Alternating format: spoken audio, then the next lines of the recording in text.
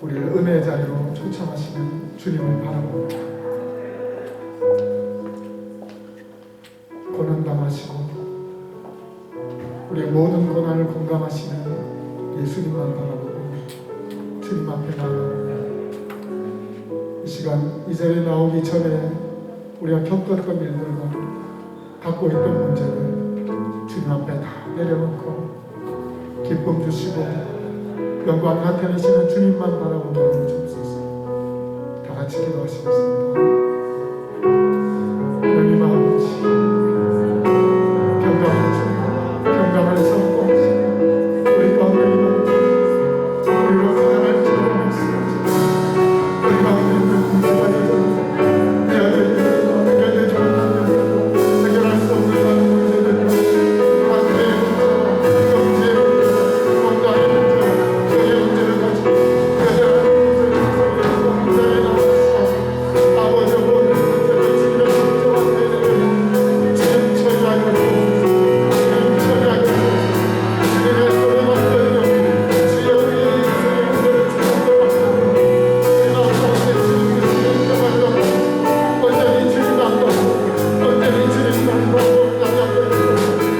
저 예수 그리스도의 주님에게 우리가 주어진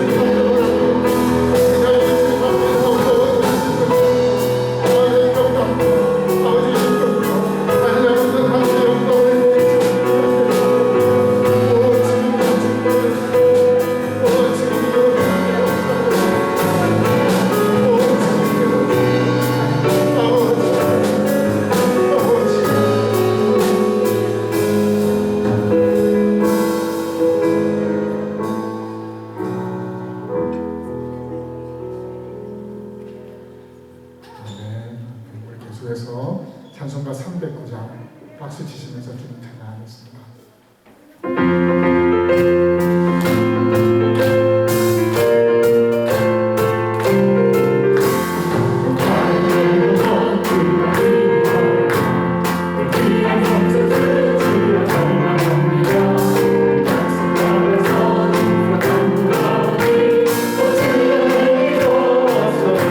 예수의 사랑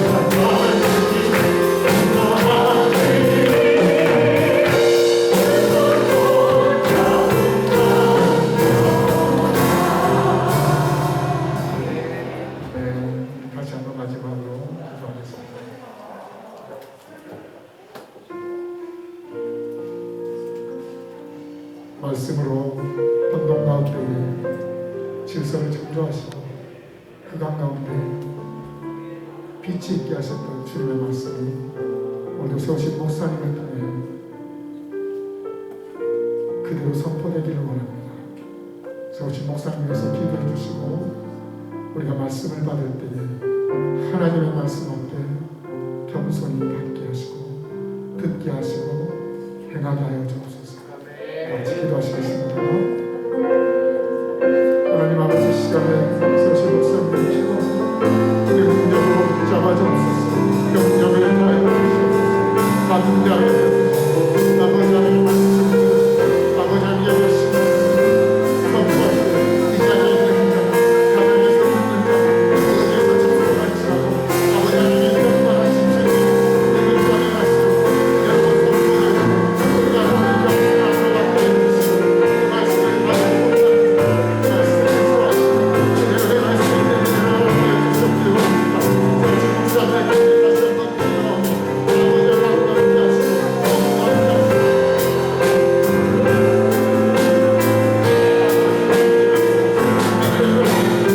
아버지 하나님 하시고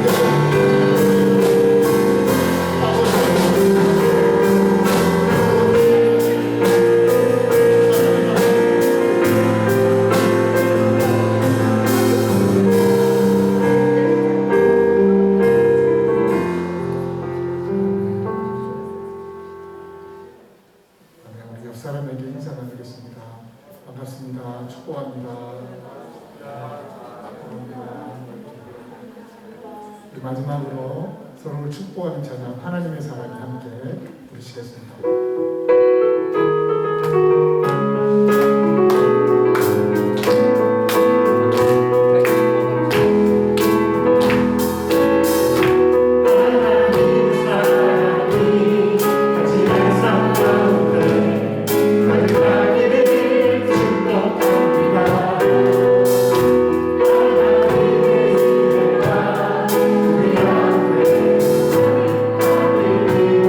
하나님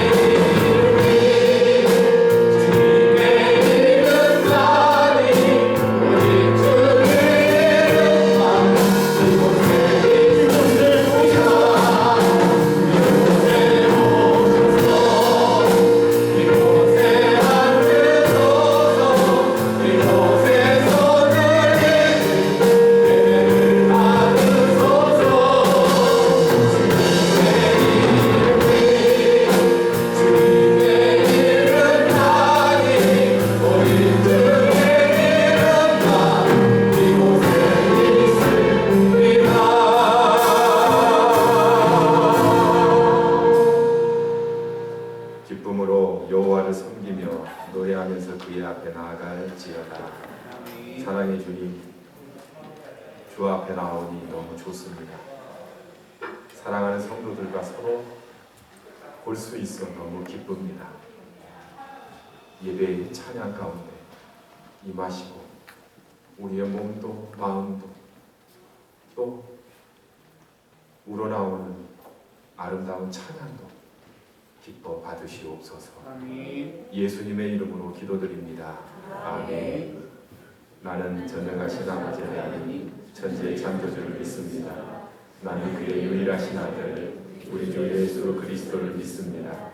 그는 성령으로 잉태되어 동정녀 마리아에게서 나시고 본디오 빌라도에게 고난을 받아 십자가에 못 박혀 죽으시고 장사된 지 사흘 만에 죽은 자 가운데서 다시 살아나셨으며 하늘에 오르시어 전능하신 아버지 하나님 우편에 앉아 계시다가 거기로부터 살아있는 자와 죽은 자를 심판하러 오십니다.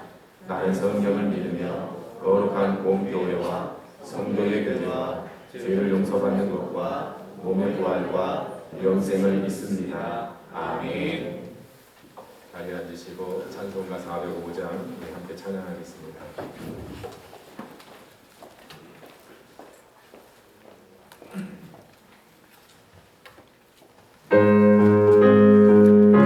박수하면서 찬양하겠습니다. 주의 친절한 말에 안기세 우리 마음이 평안하리니 항상 기쁘고 복이 되게 영원하신 말에 안기세 주의 말에 그 말에 안기세 주의 말에 영원하신 말에 안기세 날이 갈수록 주의 사랑이 두루 광명하게 비치고 전성 가는 길 편히 가리니 영원하신 말에 안기세 그의 말에 크신 말에 안기세 주의 말에 영원하신 말에 안기세 주의 보좌로 나아갈 때에 기뻐 잠기 소리 외치고 겁과 두려움 없어지리니 영원하신 말에 안기세 주의 말에 크신 말에 안기세 주의 말에 영원하신 말에 안기세. 우리 대표에서 오승준 장로님 나오셔서 하나님께 기도드리겠습니다.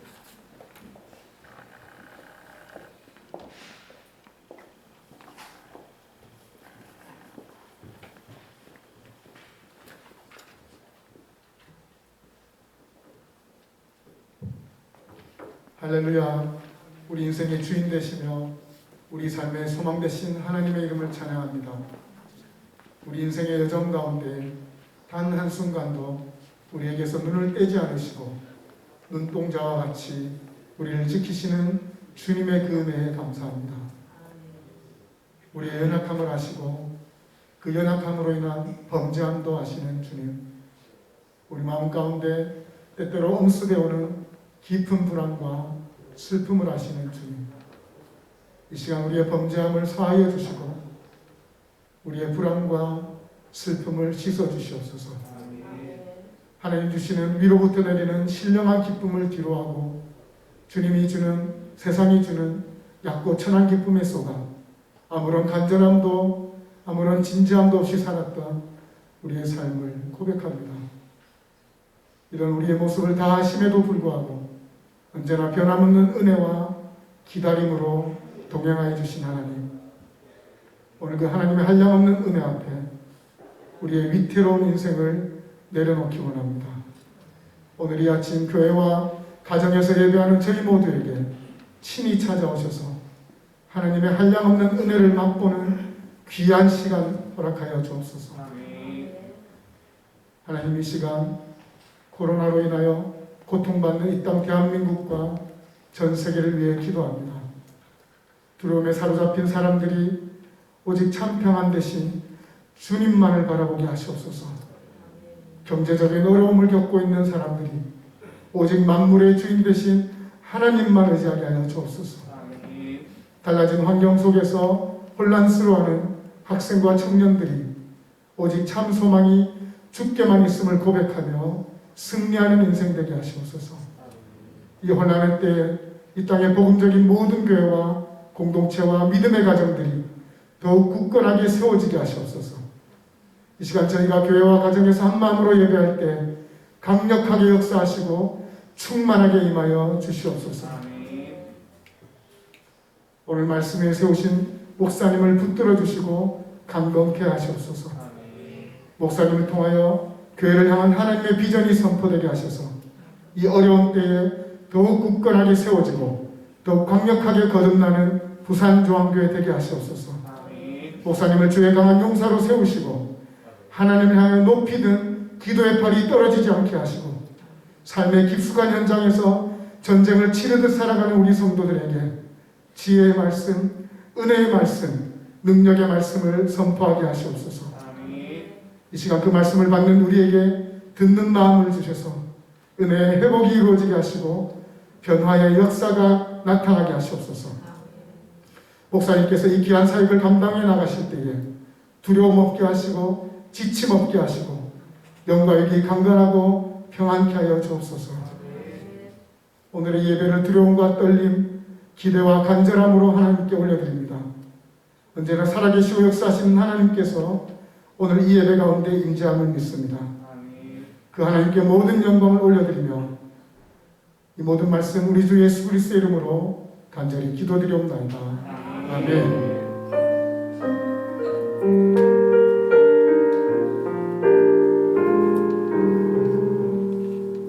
복음 찬송 560장 우리 함께 부르면서 하나님께 예물 드리겠습니다.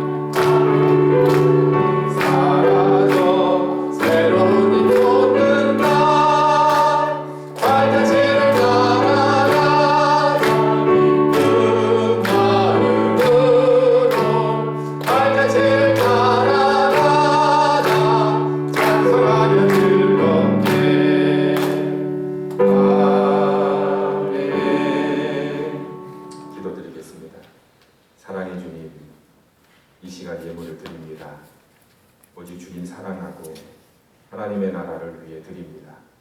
성령의 역사 속에 복음이 사람들의 마음에 심겨지게 하시고 새 사람, 새 생명으로 거듭나는 역사가 있게 하옵소서. 세상이 어둡고 불안하고 이곳저곳에서 고통의 소리들이 들립니다. 주께서 이 땅을 다스리시어 기쁨과 희망이 넘치게 하옵소서. 예물을 드린 성도들마다 힘을 주시고 위기를 극복하며 저마다의 꿈과 목표를 향해 나아가게 하옵소서. 세상 속에서도 나를 사랑하시는 곁에 계시는 주님을 보게 하시고 어두운 세상을 주님과 함께 이겨내게 하옵소서. 아멘. 몸이 아프신 성도들이 많습니다. 경제적으로 눈물 짓는 분들도 많습니다. 미래가 불안하고 답답한 분들도 있습니다. 주님께서 치유하시고 위로해 주시고 격려해 주셔서 믿음으로 극복하게 하옵소서. 아멘. 이 시간 주님의 은혜를 간절히 원하오니 가정마다 은혜를 충만히 내려 주옵소서. 예수님의 이름으로 기도드립니다. 아멘. 우리 서로 인사하겠습니다. 사랑합니다. 축복합니다. 다가가서 안아주기도 하고 손도 잡아주고 그랬으면 좋겠지만 코로나로 인해서 또 사회적인 거리 두기도 우리가 모범적으로 해야 되기 때문에 표정으로만 또 몸짓으로만 서로 거리를 두고 이렇게 인사하고 또 예배가 마치고 나서도 마찬가지로 거리를 두어서 서로 대화를 나누면 좋겠습니다. 주일 오후 예배는 가정에서 가족들과 함께 예배를 드립니다. 그리고 수요 예배는 교회에서 7시 30분에 드립니다. 이 시국에 기도밖에 답이 없다 생각을 합니다. 그래서 수요 예배 때 열심히 모이셔서 함께 기도할 수 있기를 부탁을 드립니다. 담임 목사 동정은 주보를 참조하시기 바랍니다. 그리고 저는 이번 주 수요일 27일에는 총회 대의원으로 파송되어 갑니다.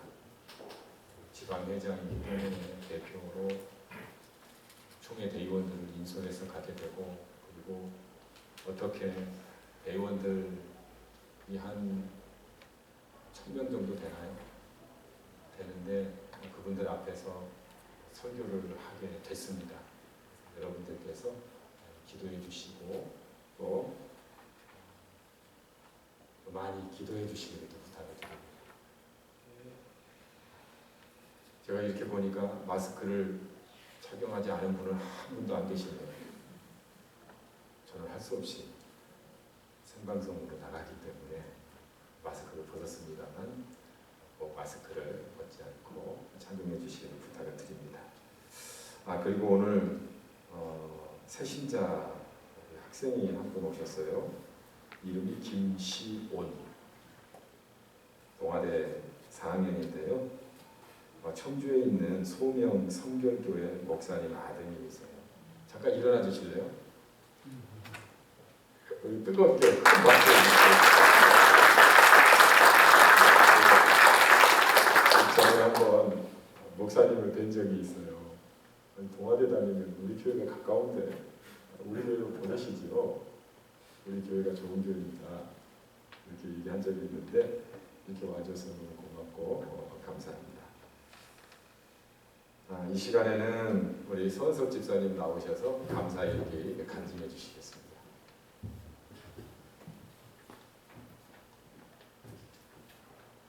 우리 큰 박수를 맞이해 주시죠. 마스크는 벗고 하셔도 될 것 같아요. 그래야 또 잘생긴 외모를 생방송으로 보시는 분들께 또 기쁨이 되지 않을까 싶습니다. 네, 감사일기. 코로나19로 많은 회사가 경영에 어려움을 겪고 있고 많은 사람들이 휴업, 휴직, 명퇴 등으로 어려운 상황 가운데 있다. 내가 다니고 있는 회사도 정부의 정책과 세계 시장의 변화 그리고 경영상의 문제로 어려움을 경험하고 있다.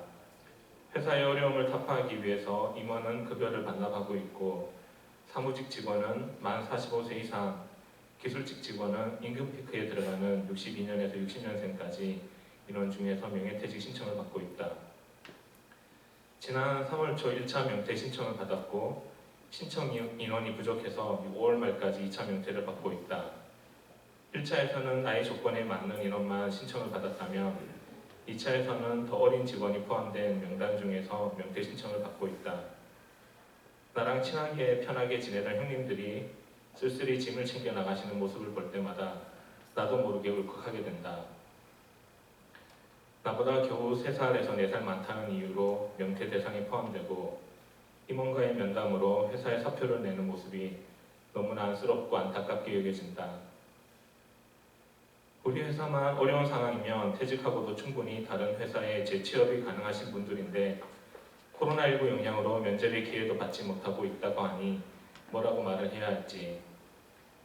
이렇게 어려운 상황 가운데 1차 명퇴에서는 만 45세 미만으로 나이에 들지 않아서 2차 명퇴에서는 1차 명퇴 후에 조직 개편을 하면서 부서의 선임 파트장이라는 보직을 맡게 되면서 나는 대상에서 제외되었다.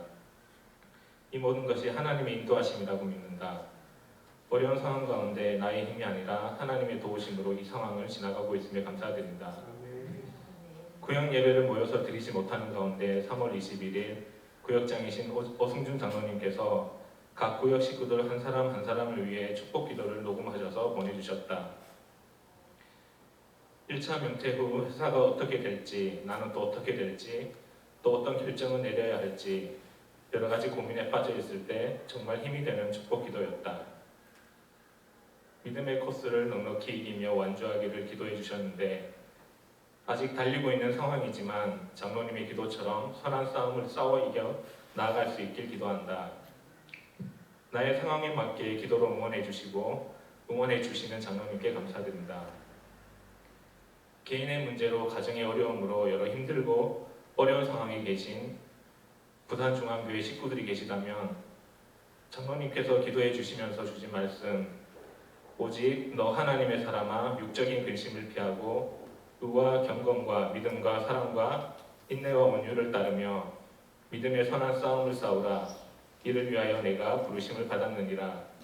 디모데전서 6장 11절에서 12절 말씀을 붙잡고 승리하심에 감사드린다.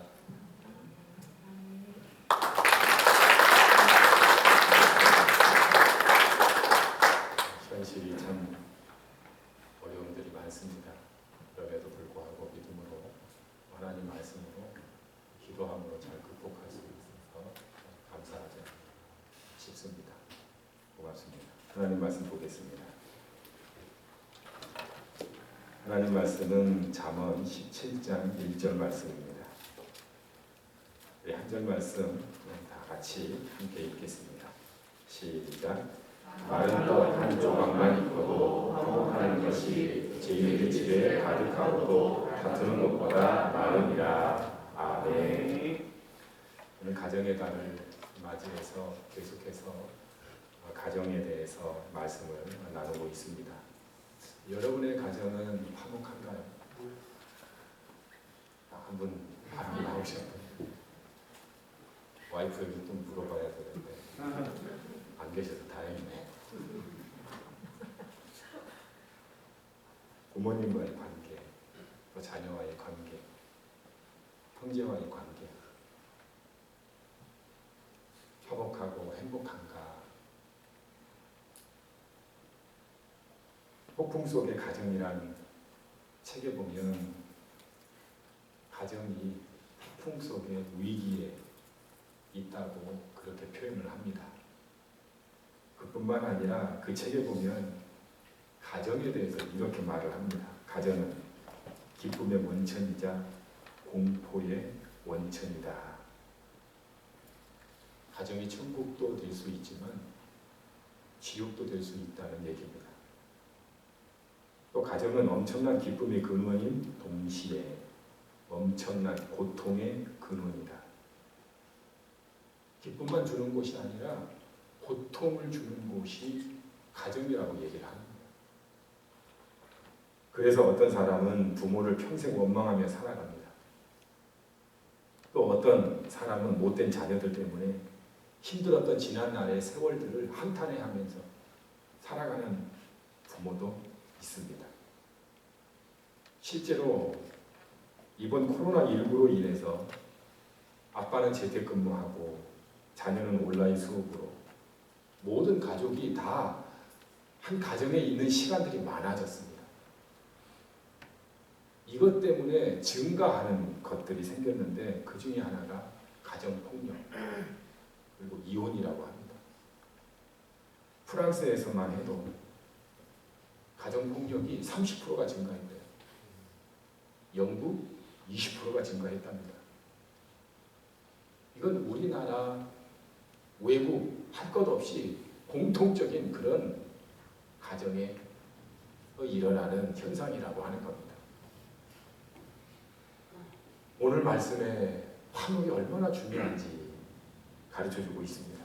마른 떡 그게 뭐 별거예요. 그런데 그 한 조각만 입고도 화목하는 것이 가장 좋다는 얘기입니다. 제육, 고기가 그렇게 풍성하고 많아도 다투면 소용이 없다는 겁니다. 정말 그런 것 같아요. 가정이라고 하는 것이 화목하고 또 사랑이 넘칠 때 행복이 되지, 다투고 서로 정죄하고 폭력이 난무하면 가정이라고 할 수 있나요? 그럴 수 없습니다. 또 마태복음 5장 24절에서도 화목을 이렇게 강조합니다. 예물을 제단에 두고 앞에 두고 먼저 가서 형제와 화목하고 그 후에 와서 예물을 드리라. 하나님이 원하는 게 있어요. 화목이라고 하는 형제지간의 화목. 심지어는 에베소서에 보면 예수님이 십자가에서 하신 일을 이렇게 말씀합니다. 에베소서 2장 14절부터 보면 그는 우리의 화평이신지라 둘로 하나를 만드사 원수된 것 곧 중간에 막힌 담을 자기 육체로 허시고 법조문으로 된 계명의 율법을 폐하셨으니 이는 이 둘로 자기 안에서 한 세 사람을 지어 화평하게 하시고 또 십자가로 이 둘을 한 몸으로 하나님과 화목하게 하려 하시니라. 단순하게 말하면 예수님께서 화목하게 하기 위해서 십자가에서 죽으셨다 이렇게 말씀하고 있는 겁니다. 그러면 화목이 이렇게 중요한데 어떻게 하면 우리 가정이 화목할 수 있을까요? 폭풍 같은 가정, 냉랭한 가정이 어떻게 하면 다시 화목할 수 있을까요? 저는 두 가지를 말씀드리려고 합니다. 그 첫째는 서로 이해하는 것입니다. 제 친구 중에 박호근 목사가 있는데 그 친구가 쓴 책이 있어요. 머리 아픈 남편, 가슴 아픈 아내. 이 책에 보면 이런 소 제목이 나옵니다. 결혼하고 왼수대야.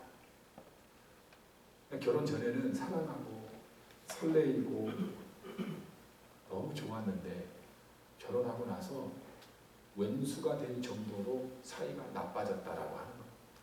현실을 얘기하는 거죠. 이런 제목이 있어요. 아름다운 오해와 비참한 이해. 결혼을 아름답다고 오해해서 했다는 거예요. 그런데 결혼하고 나서 보니까 비참한 현실을 이해하게 됐다라고 얘기하는 겁니다. 참, 가정생활이 이게 만만치 않죠. 또 이런 제목도 있어요. 행복한 남편의 아내가 속 터지는 이유. 남편에게 당신은 가정이 행복합니까? 물어보면 남편들이 이 정도면 좋지요. 행복합니다. 그렇게 말한대요. 그런데 옆에 있는 아내는 우리가 부부인지 모르겠네요. 대화도 별로 없고 고생만 너무 많이 하는 것 같아요. 이렇게 말한다는 거예요. 남편이 행복하다고 하니까 속이 터지는 거예요. 이런 일들이 왜 일어날까요? 서로 이해를 하지 못해서 생기는 문제다라고 하는 거예요. 또 그 내용에 보면 이런 내용도 있습니다.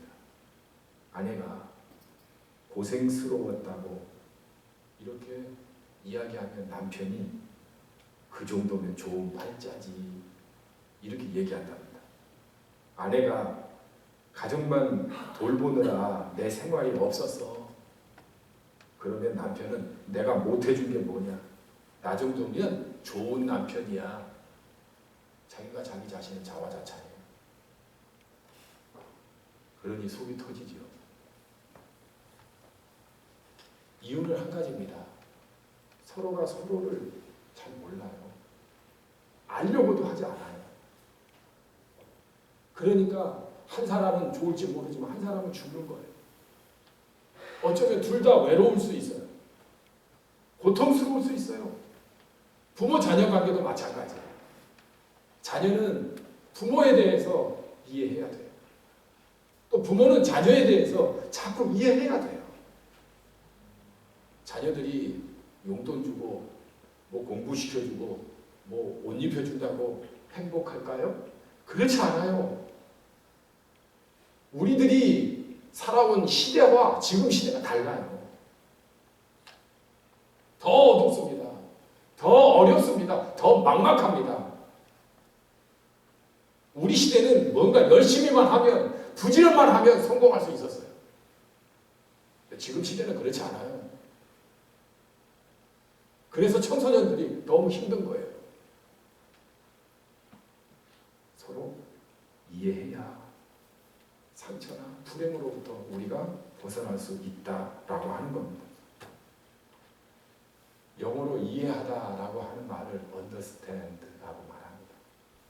이 말은 상대방 아래에 서다라고 하는 말이에요.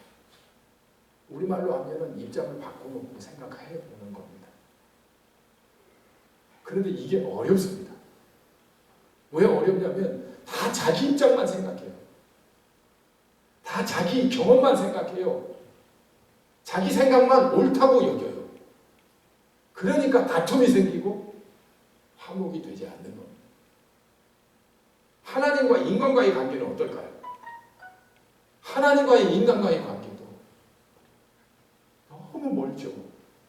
그런데 하나님께서 이 일을 하셨습니다. 어떻게 하셨냐면 빌립보서 2장 6절 8절에 보면 이렇게 말씀합니다.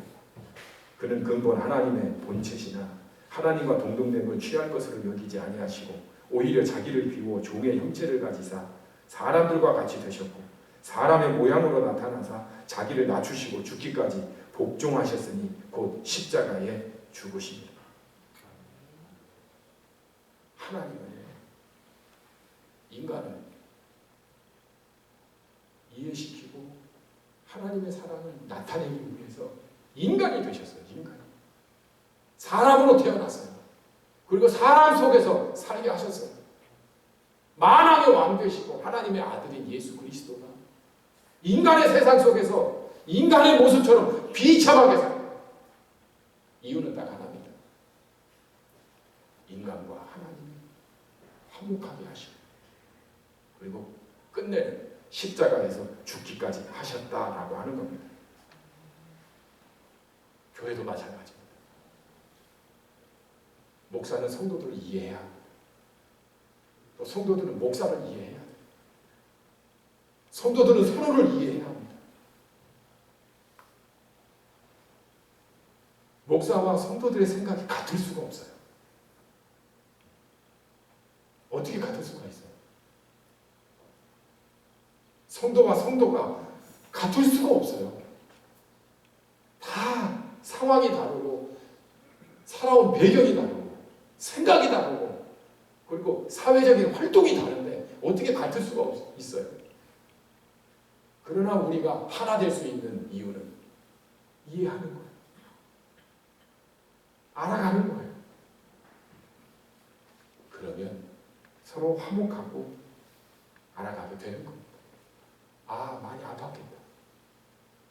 아, 얼마나 힘들었을까? 얼마나 답답했을까? 얼마나 외로웠을까? 이걸 이해하게 됩니다. 우리의 마음이 열리고 그리고 마음이 오고 가게 되겠죠. 그러면 진실한 화목이 이루어지게 되는 겁니다. 이게 쉽지 않기 때문에 계속해서 이해하려고 노력하고 애써야 하는 줄로 믿습니다. 두 번째는 화목을 위해 고마워, 미안해, 사랑해 라고 말해야 합니다. 가정에서 단이 나와야 하는 말은 이 세 단어. 고마워, 미안해, 사랑. 가정이 세상과도 같습니다. 그래서 우리가 미숙해요. 미숙하기 때문에 실수할 수도 있고 또 오해받을 수도 있습니다. 이럴 땐 두려움 없이 미안해 라고 말할 수 있어야 합니다. 혼날까봐, 야단 맞을까봐, 자존심이 상할까봐 말 안 해도 알겠지. 그래서 말을 못하면 화목한 가정이 될 수 없다라고 하는 겁니다. 그냥 지나서는 안 됩니다. 미안해 라고 말할 수 있어야 합니다. 여러분, 자녀에게 미안하다라고 말하면 아빠의 권위가 땅에 떨어집니까? 그렇지 않습니다. 오히려 존경을 받게 되어 있습니다. 아내에게, 남편에게 잘못했다고 말하면 자존심이 상합니까? 그렇지 않아요. 더 상대방을 알아가게 되어 있습니다. 또 부모에게 혼날까봐 우리 자녀들이 숨기고 안 했다고 그러는 경우가 많은데 아닙니다. 솔직하게 말하면 부모님은 더 든든하게 생각하고 기뻐하게 되어 있습니다. 미안하다라고 하는 말을 우리 가정에서 해야 합니다. 베드로가 예수님께 그렇게 묻지요. 용서를 몇 번이나 해야 합니까? 7번씩, 70번이라도 해야 한다. 이 말이 통용될 수 있는 곳은 가정밖에 없어요. 어디서 잘못하고 70번씩, 7번? 그렇게 용서받는 곳이 어디 있습니까? 가정밖에 없어요. 근데 가정에서도 안 한다? 어떻게 화목할 수 있죠? 그럴 수 없다라고 하는 거예요. 성경에 보면 예수님께서 바리새인들을 향해서 뭐라고 말씀하시냐면 세리와 창기가 너희들보다 먼저 천국에 들어간다. 그 이유는 하나예요. 세리와 창기는 그때 당시에 죄인이었지만 주님 앞에 나와서 회개할 줄 알아요. 가정이 천국과 같이 되려면 잘못했으면 미안하다라고 말을 할 줄 알아야 합니다. 고마워라고 하는 말이 많아야 합니다. 목마를 때 물컵 하나를 주면 고마워 해야 합니다. 청소를 해주거나 설거지를 하거나 그러면 당연하게 여기면 안 됩니다. 당연한 건 없습니다. 모든 일들이 다 사랑으로 하는 일입니다.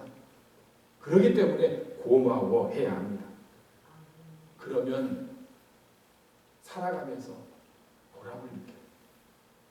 그뿐만 아니라 자기의 존재감을 인정받게 되어 좋습니다. 열심히 수고했는데 고맙다는 말을 안 해요. 엄마가 밥 차려주는 것이 당연한 걸까요? 맛있게 요리하는 것이 당연한 걸까요? 맛없으면 왜 이렇게 맛없어? 그렇게 말해도 되는 걸까요? 그렇지 않아요. 당연한 게 아니에요. 고마워. 나에게 밥을 차려주는 그 수고를 아끼지 않고 본인도 쉬고 싶은데 요리를 해주는 일은 얼마나 고마운 일인지 모릅니다. 남편이 밖에 나가서 열심히 수고하고 돈 버는 일, 이 고마운 일이에요. 아빠가 당연한 거지. 그렇지 않습니다.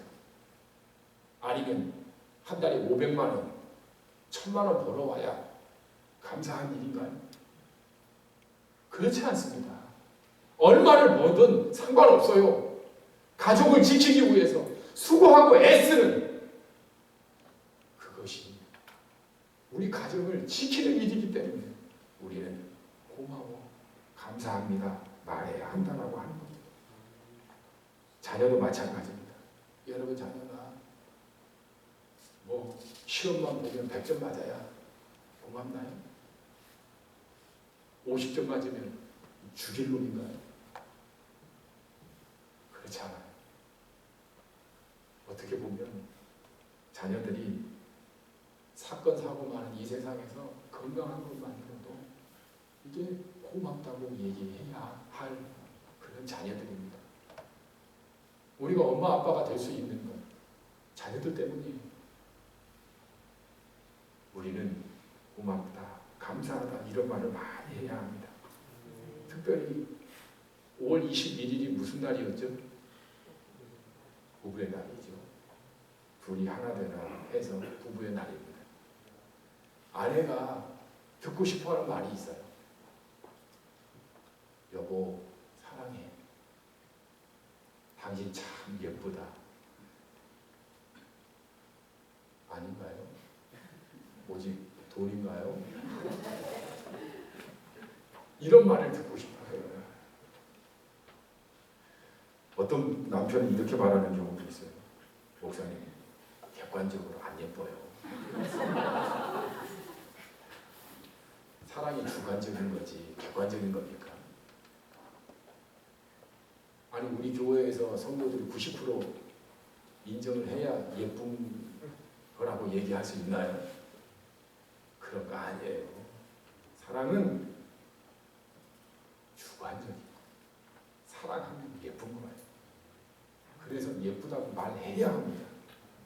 그래야 좋은 남편이에요. 아멘들 안 하는 이유가 뭘까요?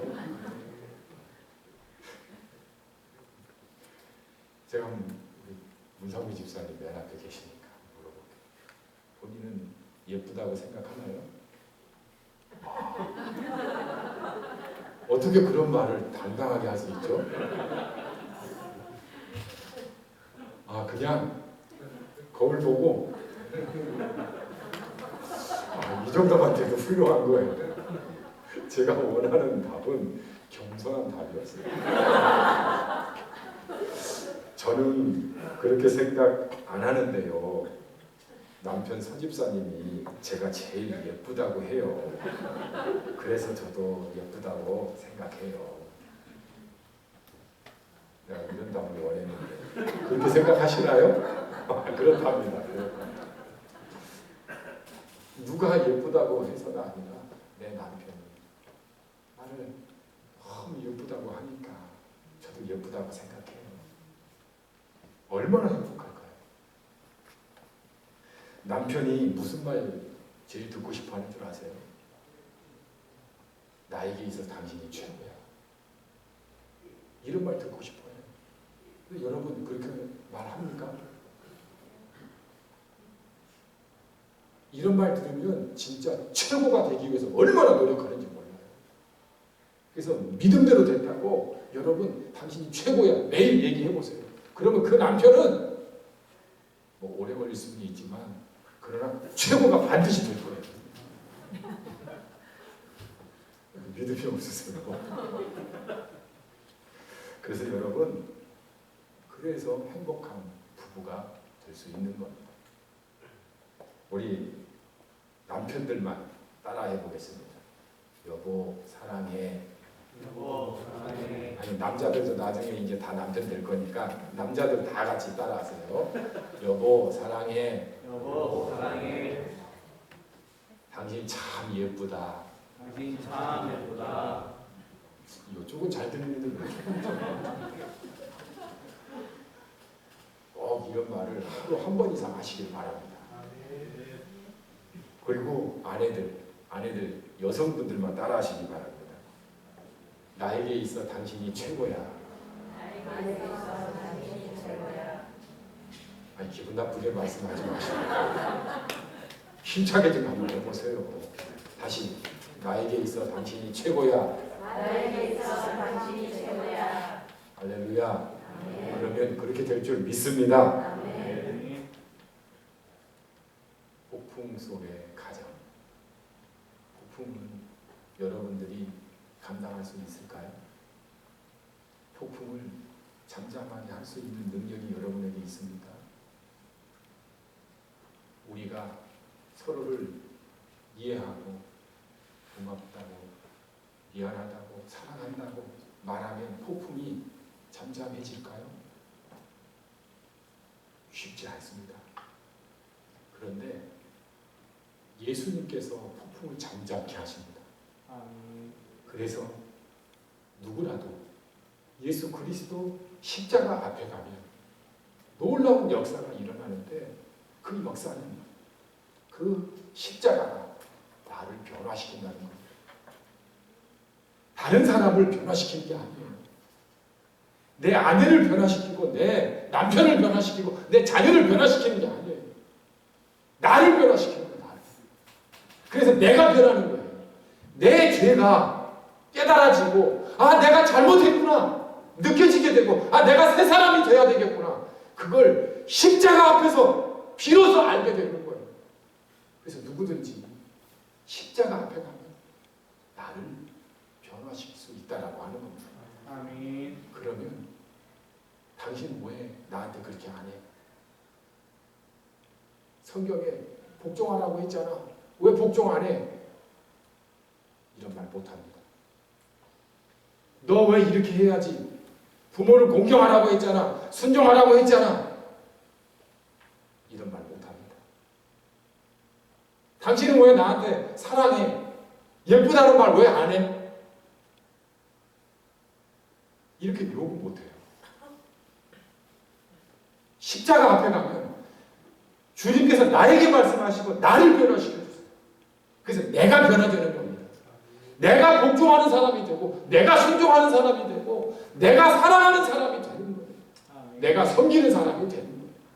그래야 가정이 화목한 가정이 되고 교회도 그래야 화목한 교회가 될 수 있는 겁니다.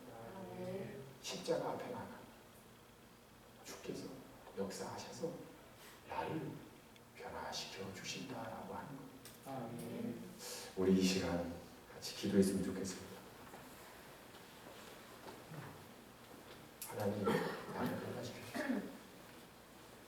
십자가 앞에 나를 붙게 하시고 내가 변화되어 우리 가정을 화목하게 해주세요. 내가 변화되어 우리 교회가 아름다운 하나님의 공동체가 되게 해주세요. 주님 도와주세요. 우리 주여 한번 부르시고 통성으로 기도합니다. 주여! 사랑의 하나님 아버지, 우리 가정의 문제는 저 때문입니다. 우리 교회의 문제도 저 때문입니다. 주님, 이 종을 하나님 새롭게 하여 주시옵소서. 변화시켜 주시옵소서. 예수 그리스도의 십자가의 은혜로 새롭게 되기를 원합니다. 하나님 도와주시옵소서. 역사해 주시옵소서. 우리 가정이 하나님 행복하고 화목한 가정이 되기를 원합니다. 이 폭풍과도 같은 위험 속에서 위기 속에서 하나님 세상 속에서 하나님 아버지 화목하고 행복한 그래서 힘이 넘치고 하나님의 역사가 가득한 교회가 또한 가정이 될 수 있도록 역사해 주시옵소서. 주여 은혜를 내려주시옵기를 원합니다. 도와주시옵기를 원합니다. 함께하여 주시옵소서. 성령이여 역사해 주시고 은혜를 내려주시옵소서. 성령이여 역사해 주시고 은혜를 내려주시옵소서. 함께하여 주시옵소서. 너무도 소중한 우리 가정을 지켜주시고 보호해 주시고 우리 자녀들을 축복해 주시고 하나님의 은혜 가운데로 성장하게 하여 주시옵소서. 오직 믿음으로 말씀으로 하나님 아버지 살아가도록 역사하여 주시옵소서. 주 성령께서 주장하여 주시는 믿음으로 하세요 주시옵소서. 예수님의 이름으로 기도드립니다. 우리 다 함께 일어나셔서 지난주에 같이 불렀던 찬양들 슬픈 마음이 있는 자 우리 예수 이름 부르고 하나님께서 은혜 주실 줄 믿습니다.